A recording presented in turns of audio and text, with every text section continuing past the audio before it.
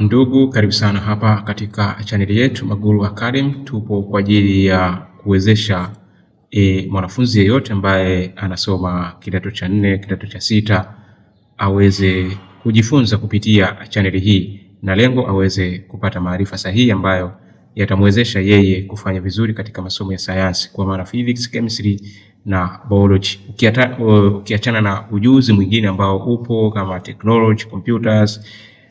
Katika science practical, hii ni channel ambayo anapaswa kuwa ni mwenye kuitembelea mara kwa mara, na kuna mengi zaidi na yenye faida kwa wanafunzi wote, kama ni private candidate, kama ni school candidate.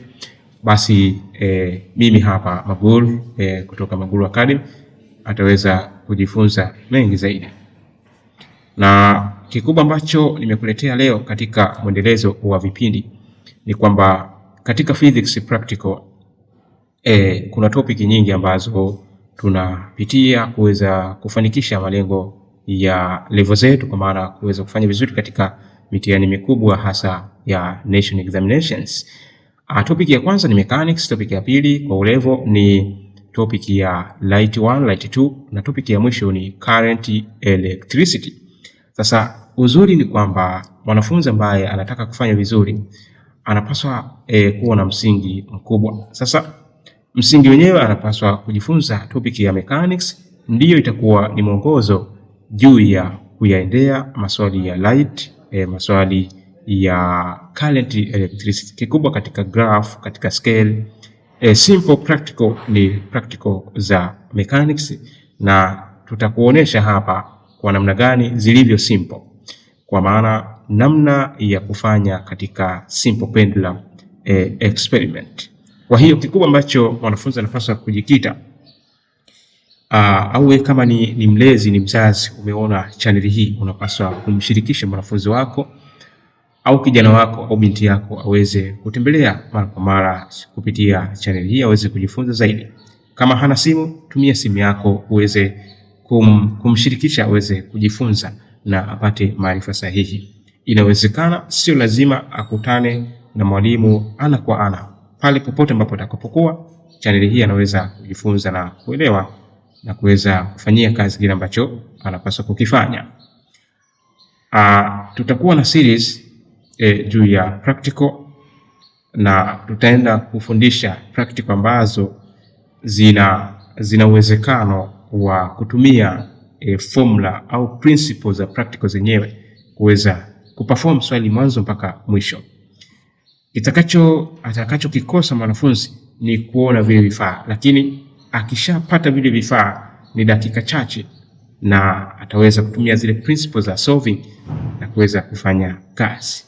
Ni kuombe uweze kusubscribe channel hii na uweze kubonyeza alama ya kengele ambayo itakuwa ni yenye kutupa taarifa juu ya vipindi ambavyo vitakuwa vinaendelea katika channel yetu hii.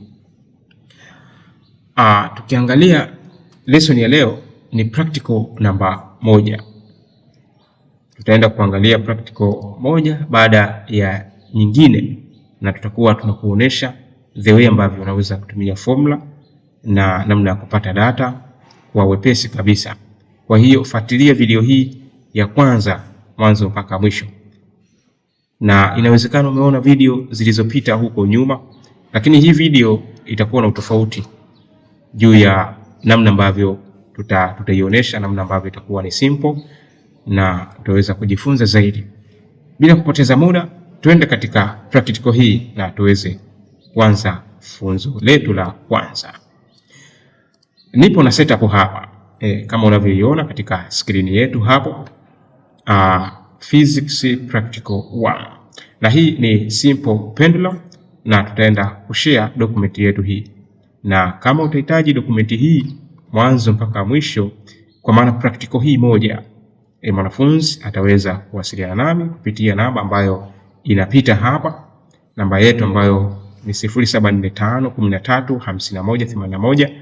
Basi ataweza kuchangia shilingi 500, ataweza kupata swali hili ikiwa ni soft copy, na kupitia principle ambazo nitamuonesha ataweza kusolve swali hilo na kuweza kulifanyia kazi mwanzo mpaka mwisho. Hii ni practical 1. Utakuwa na pendulum bob, utakuwa na thread, utakuwa na lithotree stand. Lakini kikubwa kuna setup hapa ambayo ipo. Procedure ya kwanza, utachukua kamba, utaweka katika bob, utafiksi katika kwa kutumia cork pads, utafiksi ile kamba katika clamp ya lithotree stand, then utapima. Kwa hiyo procedure number 1, uta tie the bob to the one end. Baada hapo utafunga stand bob yako katika kamba ya urefu wa 100. Baada hapo utatumia number of oscillation kufanya oscillation na utarekodi time yako kwa 10 oscillation. Na procedure zinazoendelea, repeat experiment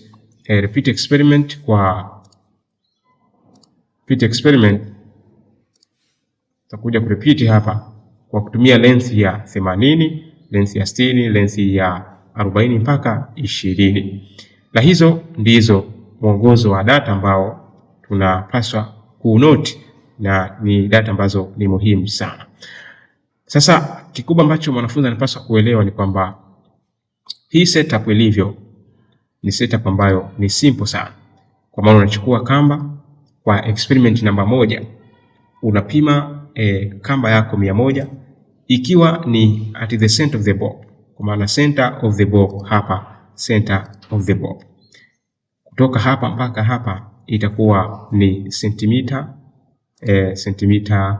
100, kwa maana kamba lazima iwe 100 cm.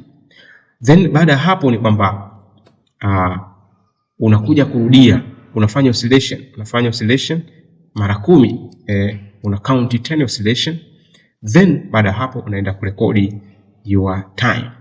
Then after that unaenda kurudia, unapima 80, una oscillate mara 10, una count 10, una stop. Unarudia, unapima 60, unarudia hivyo mpaka 20. Then utakuwa na table of readers. Sasa table yetu inakaa vipi? Table yetu inakaa kwa namna gani? Kwa hiyo hapa tutaenda kutengeneza table, alafu tutaenda kutengeneza formula. Table yetu itakuwa na length. Itakuwa na length hapo, lakini itakuwa na t ambao ni second, na hii itakuwa ni centimeter. Hii ni data katika column namba 1. Hii ni data katika column ya kwanza. Hii ni column ya kwanza. Tutakwenda chini, tutakuja kuongeza column ambayo itategemea na swali lenyewe. Bila shaka tuko pamoja kwa namna hiyo. Length ya kwanza ni 100. Sasa tunapataje time ambayo imetumika for 10 oscillation? Nifuatilie hapa. Tukirudi hapa katika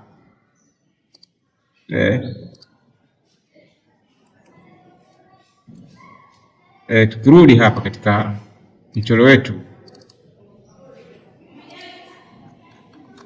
tukirudi katika diagram yetu hapa, ni kwamba tunataka kupata formula ambayo inatumika katika swali hili.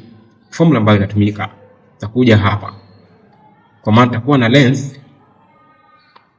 Simple pendulum formula iko namna hii. Tutakuwa na time, then tutakuwa na constant 2 pi under root length over g. This is gravity. This is gravity.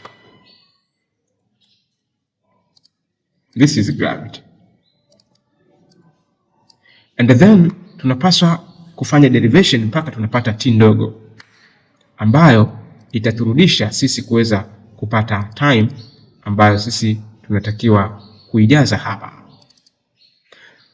Then mathematical tunasema kwamba t kubwa ni sawasawa the small t, the period is equal to t over number of oscillation. Then tunafanya substitution this is equal to this one. So tunachukua t over n ni sawasawa na hichi kitu ambacho kipo hapa, kwa maana t ni sawasawa na hii hapa, then we are substitute the formula. Kwa ni sawasawa na 2 pi L over G. And then baada hapo sasa nini ambacho kinaendelea? Lengo tuweze kupata t. So tutafanya arrangement nzuri ya formula yetu,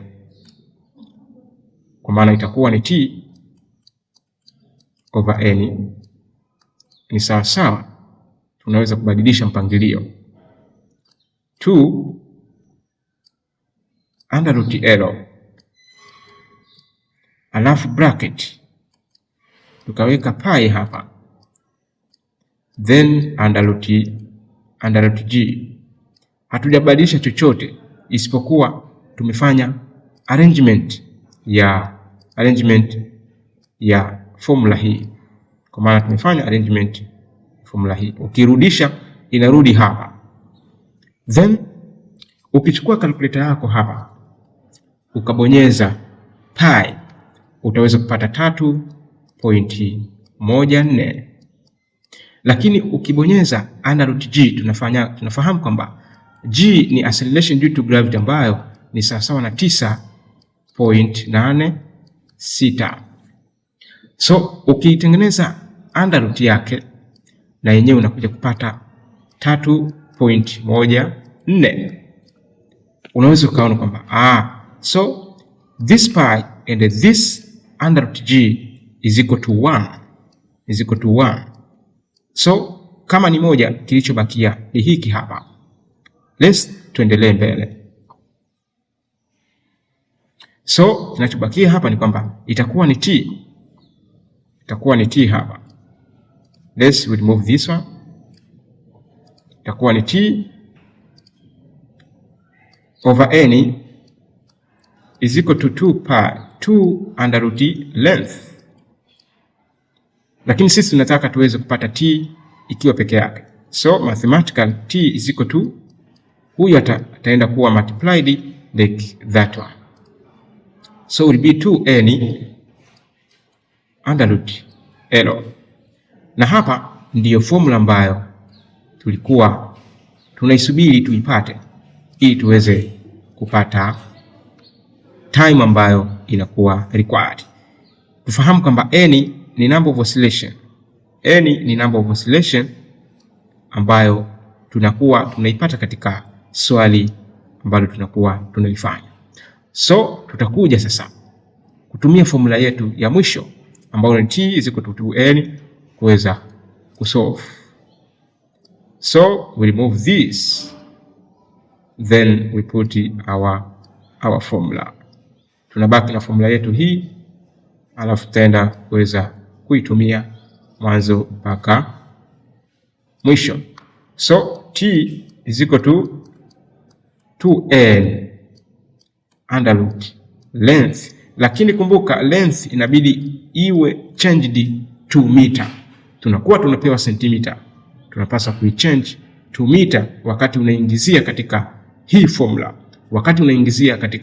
formula, peke yake. Lakini katika kurekodi table unarekodi in centimeter. Then tunaanza katika term ya kwanza. Term ya kwanza ziko 2 times 10. Kumbuka n ni sawasawa na 20, ni sawasawa na 10 under root L, ambayo ukichukua 100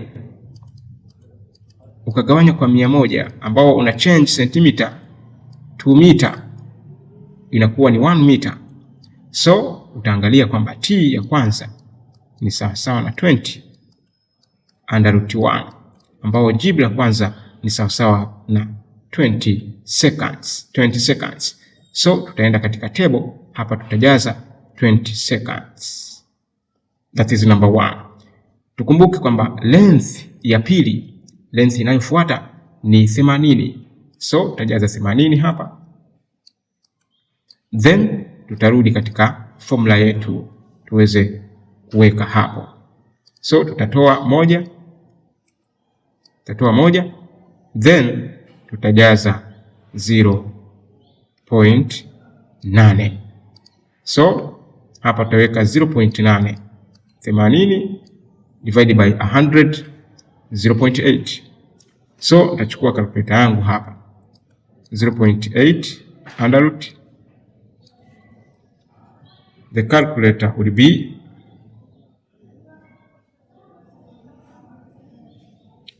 itakuwa ni 20 under root at 0.8 itakuwa ni 17, sawa na 17.89. Kwa nitakuja katika tebo yangu 17.89 ikiwa ni 60, kwa maana tunarudi hapa 0.6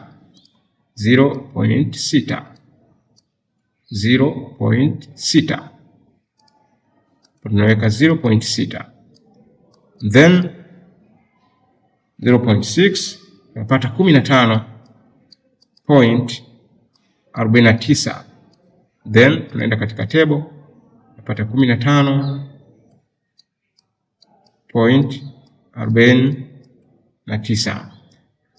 40 at the length ni sawasawa na 0.4, itakuwa hapa tunaweka 0.4.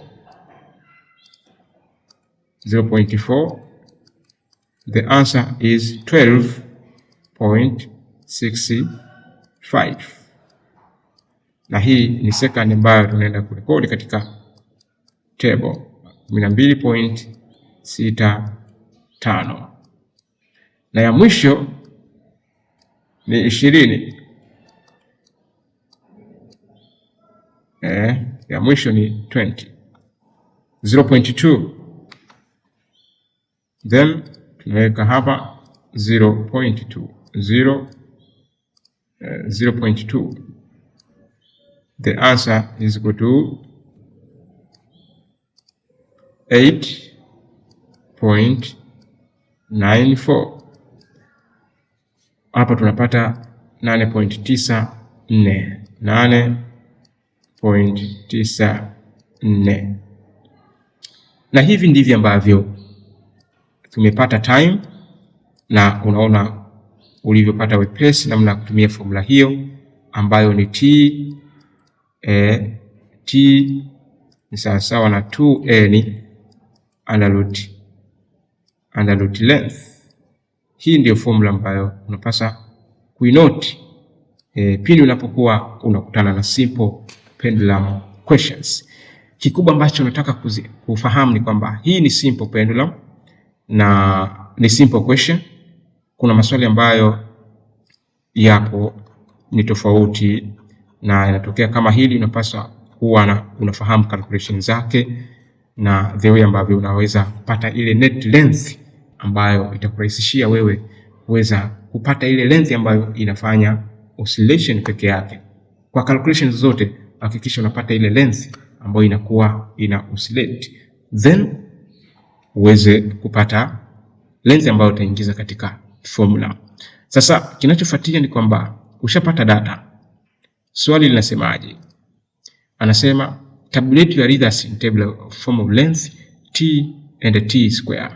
Kwa maana hiyo sasa lazima tuweze kuongeza column ambayo itaenda kututengenezea sisi full table ya experiment yetu. So tunaendelea hapa, tutaongeza column. Ili tuweze kupata t square lazima tuwe na t, lakini vile vile lazima tuongeze column hapa tuweze kupata t square. Nadhani hapa unajua namna ya kufanya. Tulisema kwamba t kubwa ni sawa na t ndogo over n, kwa maana ukigawanya kwa 10 n ni sawa na 10. N ni sawa na 10 oscillation ambayo tumeinoti kutoka hapa 10 oscillation. Do you see? 10 oscillation imepatikana hapo, then tutagawanya kwa 10 hapa, kwa itakuwa ni 2, itakuwa ni 1.789 1.549, 1.265 and 0.9894. Then you square, hapa itakuwa ni 4, hapa itakuwa ni 4, hapo 2 itakuwa ni 4, then 1.784 itakuwa ni 3.18 mpaka mwisho. Kwa hiyo utafanya square. Kikubwa ambacho nataka kuzingatia hapa ni kwamba tumia decimal, 2 decimal place. Tumia 2 decimal place. Kwa mfano hii 1.549 itakuletea 2.39, lakini wewe 0.40. 2 decimal place inatosha na haitakuchanganya katika kuchora graph. Na imani umejifunza vya kutosha namna ya kufanya swali hili ikiwa ni simple diagram kama ambavyo tumekuonesha, ikiwa ni simple diagram. This one ni physics practical simple pendulum. Na kufuatilia maswali ambayo yalikuwa yakifuatia, kuna determines law, evaluate, SI unit, physical meaning, ni solving ambazo wewe mwenyewe utaweza kuzifanya baada ya kupata data. Lakini kama nilivyosema mwanzo, unahitaji swali hili, basi utalipata kupitia WhatsApp kwa namba ambayo inapita hapo. Namba ni 0745135181. Komenti yako pia ni nzuri sana hapo chini. Usisahau kusubscribe kuweza kupata vipindi ambavyo vinakuja, practical number 2, number 3, number 4 up to the end. Shukran sana. Uwe na wakati mwema. Take care. Magulu Academy tupo kwa ajili ya kukuwezesha uweze kufanya vizuri. Uwe na siku njema. Bye bye.